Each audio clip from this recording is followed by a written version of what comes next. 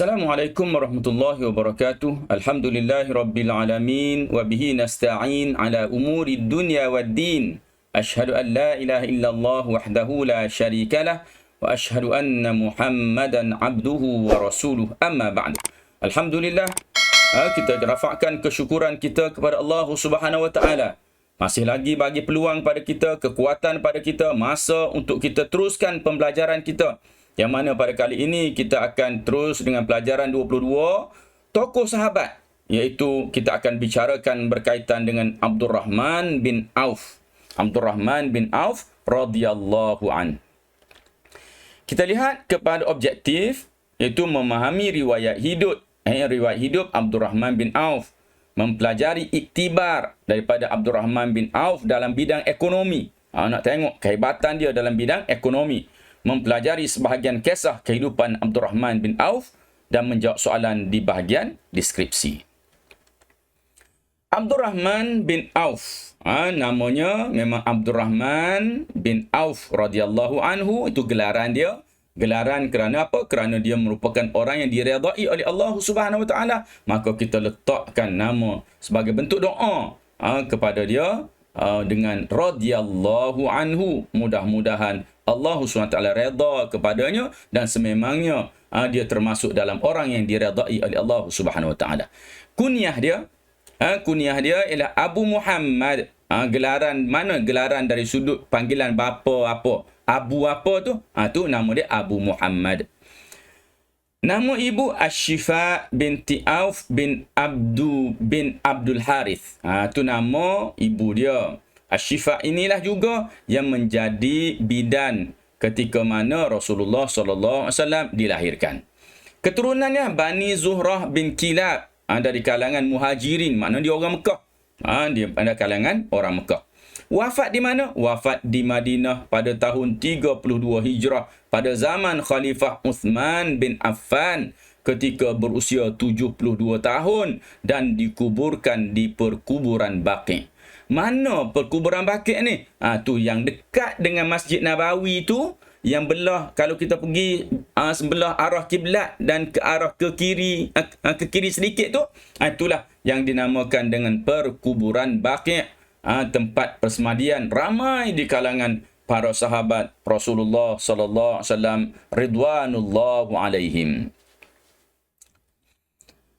Kita lihat bukti ketokohan dia.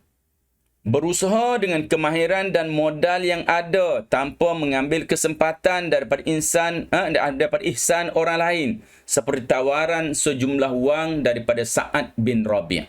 Ini tawaran sahabat yang menjadi keluarga angkat ataupun orang yang telah dipersaudarakan. Sayyidina Abdurrahman bin Auf ini bila pergi ke Madinah berhijrah, dia dipersaudarakan dengan orang yang bernama Sa'ad bin Ar-Rabi'. Nanti Ustaz akan ceritakan sedikit tentang ini. Kedua, keuntungan yang diperolehi dikongsi dengan orang lain. Dia ni memang keuntungan dia, memang perniagaan dia sangat maju, tetapi dikongsi. Bagaimana perkongsian tu, kita juga ada cerita berkaitan dengannya. Yang ketiga, hartawan yang bersikap zuhud dan tawaduk. Maknanya dia ni walaupun harta banyak, tapi harta itu tidak boleh mengawal dirinya. Dia yang mengawal hartanya ke arah yang diredai oleh Allah Subhanahu wa taala. Kita lihat betapa Abdurrahman bin Auf ini merupakan orang yang berjiwa besar. Abdurrahman bin Auf tadi kita dah sebut dipersaudarakan dengan hartawan Madinah yang bernama Sa'ad bin Rabi'. Sa'ad bin Rabi' menawarkan kepadanya untuk membahagikan isteri dan separuh daripada hartanya kepada Abdurrahman bin Auf. Okey. Jadi Sa'ad bin Rabi' ini bila dipersaudarakan dengan Abdurrahman bin Auf dan Abdurrahman bin Auf dah sampai ke Madinah, maka ditawarkan kepada Abdurrahman bin Auf untuk dibahagi dua hartanya, kau ambil separuh. Mereka merasakan bahawa mereka benar-benar bersaudara, dipersaudarakan oleh Rasulullah sallallahu alaihi wasallam.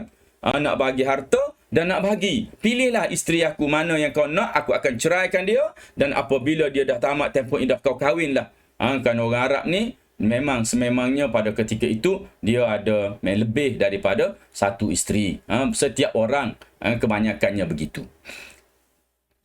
Lalu dia kata, Abdurrahman bin Auf jawab, Dia kata apa? Semoga Allah berkati isteri-isterimu dan juga hartamu. Okey, tak apalah. Terima kasih banyak.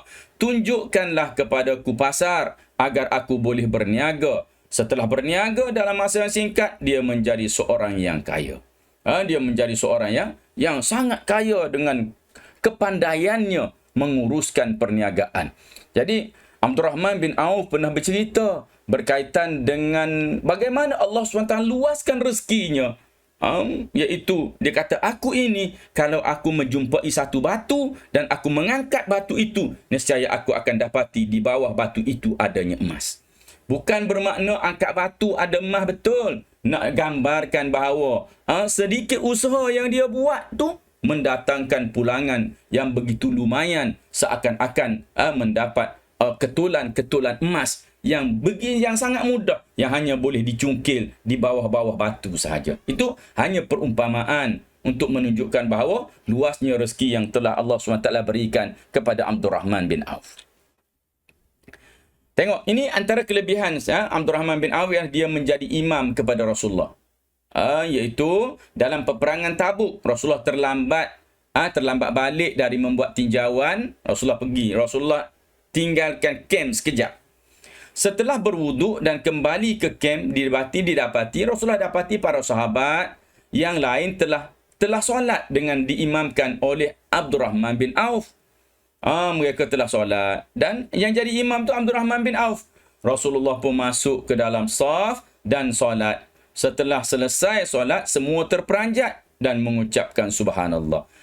Kisahnya, bila mana Rasulullah SAW pergi, Sayyidina Abdul Rahman yang telah pun jadi imam ketika itu dah tamat dah 1 rakaat solat.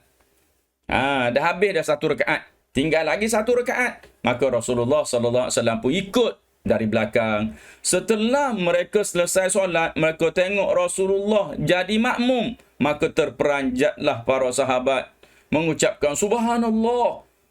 Macam seolah-olah bersalah. Kenapalah kami tak tunggu dulu? Tunggu sekejap ke Rasulullah datang dan Rasulullah jadi imam? Kerana mereka tak biasa orang lain jadi imam ni. Kalau Rasulullah ada, mesti Rasulullah yang jadi imam. Maka dengan itu mereka rasa bersalah dan mengucapkan perkataan subhanallah. Setelah selesai solat, Rasulullah mengatakan, sesungguhnya apa yang kamu lakukan adalah tepat. Betul dah tu. Kamu solat, aku tak ada kan tadi? Jadi solatlah. Tak payah nak tunggu lama-lama. Mungkin kamu tak tahu ke aku akan balik lambat ke. Ini andaian, huraian yang kita boleh ceritakan. Cumanya Ustaz nak sebutkan di sini bahawa jika seseorang itu merupakan orang yang tidak baik, maka mustahil Rasulullah SAW akan mengikut orang tersebut untuk menjadi makmum kepada orang itu. Jadi orang yang sempat menjadi makmum, ketika mana Rasulullah pun ikut dia menjadi orang yang sempat jadi imam, yang mana Rasulullah berada di belakang dia pula mengikutnya, ini menandakan bahawa orang ini ternyata mempunyai kelebihan yang tinggi di sisi Allah Subhanahu wa taala. Kita lihat peristiwa ilmu sifat dermawan Sayyidina Abdul Rahman bin Auf. Satu hari dia jual tanah dengan harga 40,000 dinar dan hasil jualan diagihkan kepada orang miskin dari kalangan Bani Zuhrah. Bani Zuhrah ni salah satu kaum dalam Quraisy lah. Golongan muhajirin, bagi juga dengan golongan muhajirin dan juga ummahatul mukminin. Siapa ummahatul mukminin? Iaitu isteri-isteri Rasulullah sallallahu alaihi wasallam yang masih hidup selepas kewafatan Rasulullah tu. Ini yang dimaksudkan di sini. Kemudian 1/3 penduduk Madinah diberi pinjaman, 1/3 yang dilunaskan hutang olehnya. Mana ada yang dibagi duit untuk pinjam, ada yang ada hutang dibayar oleh Sayyidina Abdul Rahman bin Auf ini. Okey, baik. Peristiwa ilmu seterusnya ialah pernah membebaskan 300 orang hamba dalam sehari. Hamba ni bukan harga murah, harga mahal. Bayar sampai 30 orang hamba. Bukan, maafkan Ustaz, 30 orang hamba dalam sehari. Ini menandakan orang tu harta banyak, duit banyak, boleh bayar. Yang kedua, mewasiatkan wang sebanyak 400 dinar kepada 100 orang tentera Badar yang masih hidup. Nak bagi. Setiap orang dibagi 400 dinar. Banyak dah 400 dinar ni. 100 dinar. 1 dinar pun dah hampir RM1,000. Satu dinar. Kira lah sendiri. Satu dinar sekarang ni pun dah hampir RM1,000 Malaysia. Baik, ketika Rasulullah mengumumkan misi perang Tabuk, baginda sekali lagi melancarkan derma. Abdul Rahman telah menderma 200 cupak emas. 200 cupak emas. Satu jumlah yang sangat besar. Sehingga Sayyidina Umar berkata, aku rasa Abdul Rahman dah buat dosa. Makna apa yang dikatakan oleh Sayyidina Umar ni? Sayyidina Umar suuzon ke? Tak. Sayyidina Umar merasakan kalau bagi banyak sangat ni, mungkin sampai terabai keluarganya. Takut Sayyidina Umar takut begitu. Maka bila mana Sayyidina Umar berkata begitu, Sayyidina Umar kata, aku rasa Abdul Rahman telah buat dosa. Dia tak tinggalkan apa-apa untuk keluarganya. Itu yang dirasai oleh Sayyidina Umar. Takut-takut keadaan tu berlaku gitu.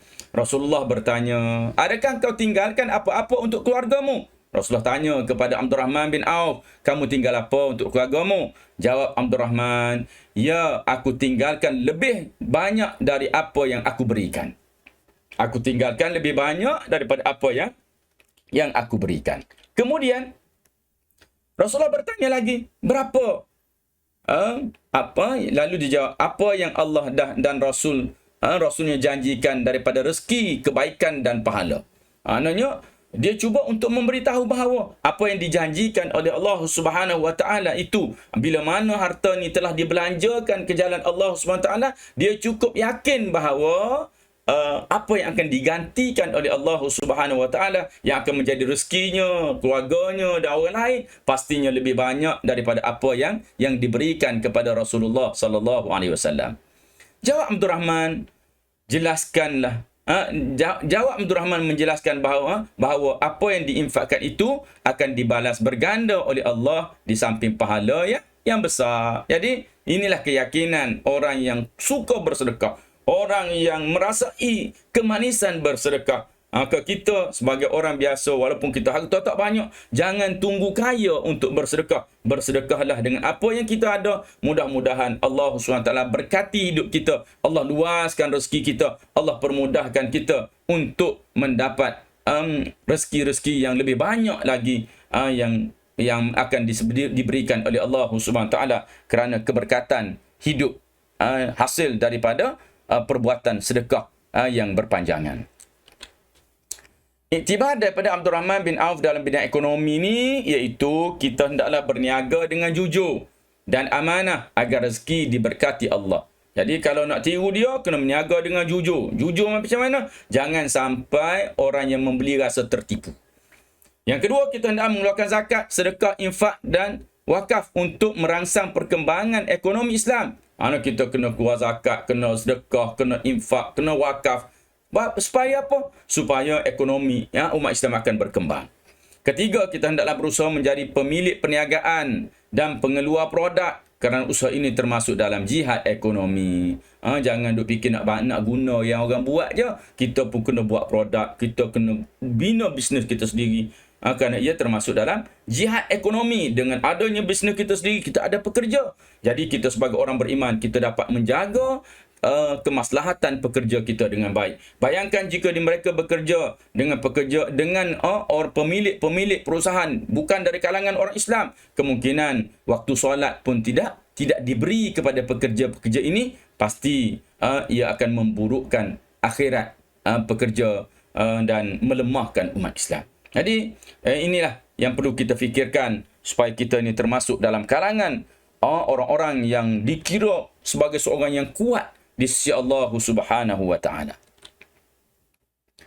Kita dah sampai kepada penutup. Macam biasa, klik link di bahagian deskripsi di bawah video untuk jawab soalan. Mudah-mudahan dengan jawab soalan akan mantaplah kefahaman dan lebih ingat poin-poin yang Ustaz ceritakan. Dan dengan itu Ustaz sudahi dulu dengan aku lupa lihada wa astaghfirullahalazim li wa lakum. Wassalamualaikum warahmatullahi wabarakatuh. Sekian, terima kasih.